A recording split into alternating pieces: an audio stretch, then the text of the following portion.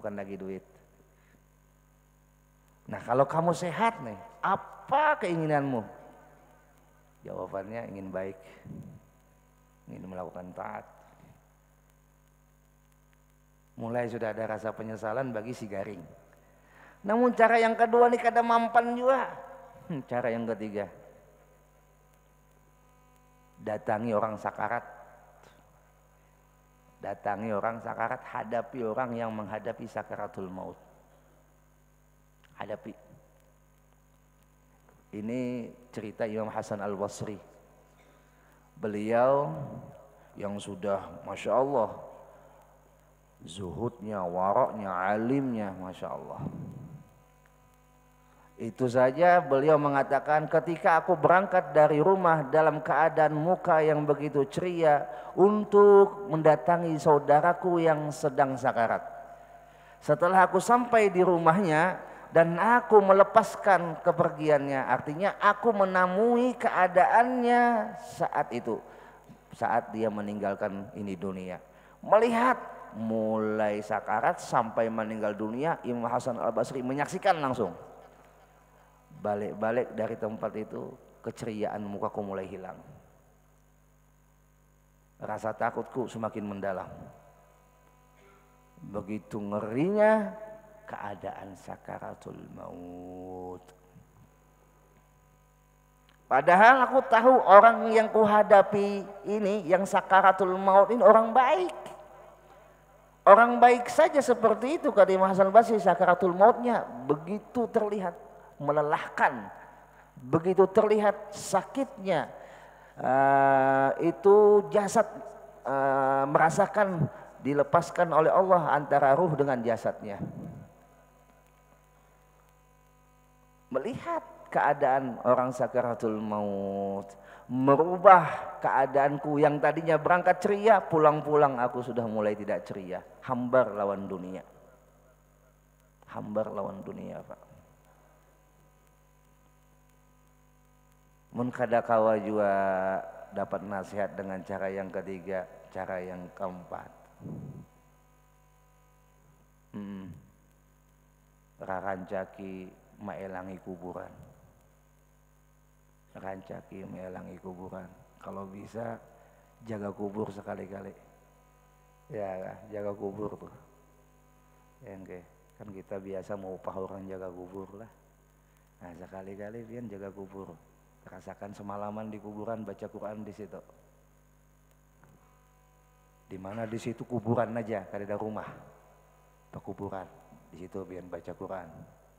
Pian hadapi, di hadapan pian ada pusara. Yang di dalamnya ada orang yang dulunya pian membersamainya atau dia membersamai pian. Sekarang pian hanya membersamainya dengan beda tempat, pian di atas, sekarang dia di bawah. Dan dia sekarang sudah tidak lagi bisa bercakap-cakap dengan pian, berdialog dengan pian, bercanda dengan pian, tidak bisa lagi. Nah, saat itulah pian bicara dengan diri pian sendiri. Bicara dengan diri pian sendiri. Kalau mampan jua nih, iya kah, mantul, kada jua dapat nasihat dengan cara demikian. Nah, udah Allah akan hadirkan cara yang paling sadis, yaitu dengan musibah tadi. Allah. Jadi kita dulu Pak berusaha untuk mencari cara agar telinga kita ini biasa mendengar nasihat. Agar hati kita ini bisa legowo ketika menerima nasihat. Karena nasihat itu sejatinya adalah obat buat kita. Sepahit apapun itu nasihat adalah obat bagi kita. Sampai Nabi mengatakan ad-dinun nasihah. Agama itu adalah puncaknya ataupun poinnya adalah nasihat. Tidak dikatakan orang itu beragama kalau orang itu tidak mau menerima nasihat. Allah. Bu, bu. Nah, mun laki pian nasihati, terima nasihatnya gue. Ya, siapapun orang yang menasihati kita, jangan pernah memandang orangnya, pandang nasihatnya. Pandang nasihatnya. Ada anak kecil mengingatkan abahnya. Anak kecil mengingatkan abahnya secara usia Ya jelas abahnya lebih tua daripada anaknya. Secara kedudukan ya jelas lebih mulia orang tua daripada kakak-anakan. Hitung-hitungan faktor usianya seperti itu. Tapi ya tadi kita yang tua ada tersilap umpama makan dengan tangan kiri atau makan berdiri, tiba-tiba anak kita yang sekolah di TPA dia habis belajar tentang cara makan mengingatkan kepada kita, bah kada boleh bahaya makan tangan kiri, tadi ujar Ustadz di sekolahan harus tangan kanan. Astagfirullah nak, terima kasih nak, jangan dimamainya. Kita makan berdiri, anak kita mengingatkan, bah tadi jauh Ustadz di sekolahan kada boleh makan berdiri. Astagfirullah, makasih nak, duduk makan, langsung praktekan. Ego pak, yang mau olah kita tuh kada mau menerima nasihat. Ego itu maaf nih lah, ada kala baiknya, ada kala tidak baiknya. Ego yang baik adalah menolak sombong dengan kemaksiatan, itu ego yang baik. Boleh pian ego sombong lawan maksiat silahkan, tapi jangan pernah ego dan sombong dengan ketaatan kebaikan. Apalagi mun terbalik, kemaksiatan pian terima, kebaikan pian tolak, kan lucu namanya. Masya Allah. Contoh nih lah, keburukan kita terima, kebaikan kita tolak. Panderan gibah orang tuh kita terima, panderan fitnah orang kita terima, nasihat kita tolak, kan lucu. Lucu, itu menandakan ada masalah dengan telinga kita dan hati kita. Ada masalah, kada stabil jalannya, kada sesuai fitrahnya Pak. Ya Allah.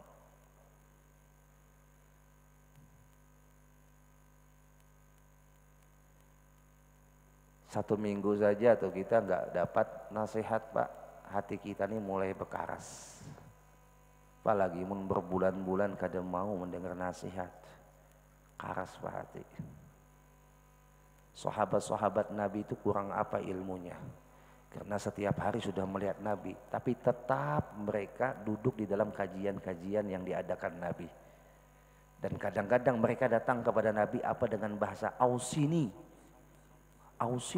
wasiatkan ulun wahai Rasul, nasihati ulun wahai Rasul. Padahal dengan melihat akhlak Rasul kan sudah jadi nasihat, bersama Rasul sudah jadi nasihat. Tapi lihat, mereka para sahabat tetap ketika ketemu dengan Rasul, yang mereka tanyakan tentang ilmu, yang mereka mintakan masalah ilmu. Ya Allah.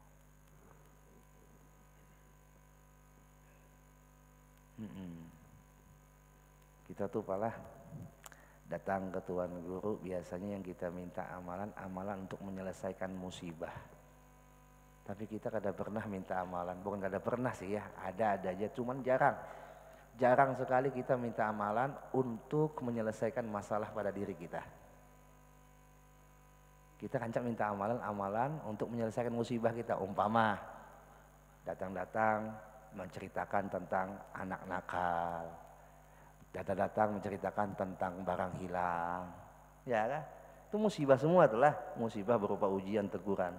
Datang kepada Tuan Guru menceritakan tentang rumah terbakar atau masalah pembagian warisan, ya.